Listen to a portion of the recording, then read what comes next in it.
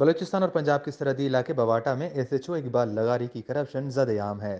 S H O کو کئی دفعہ معطل کیا گیا لیکن ہر بار وہ بحال ہو جاتے ہیں۔ کرپشن کی تمام تر فوٹیجز منظر عام پر ہیں۔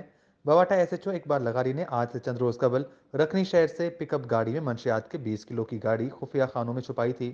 ذرائع کے مطابق ایس ایچ او نے ایک گاڑی، 5 کلو چرس اور 2 ڈرائیوروں کو چھوڑنے کے لیے 8 لاکھ روپے بھتہ طلب کیا۔ گاڑی کے مالک نے 8 لاکھ روپے ایس ایچ او کو ادا کیے تو مبینہ طور پر ایس ایچ او اقبال لغاری نے 15 کلو منشیات فروخت کر دیے۔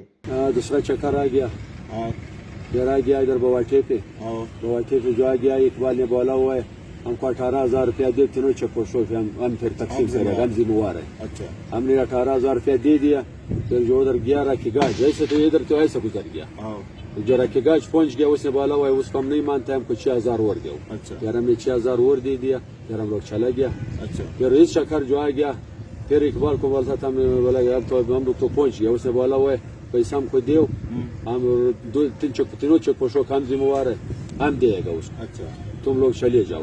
ہم لوگ جو ادھر روانہ ہو گیا، ہم جو ادھر درمیان چیک پوسٹ پہ آ گیا، ادھر گاڑی پکڑ لیا، گاڑی کھڑا ہو گیا۔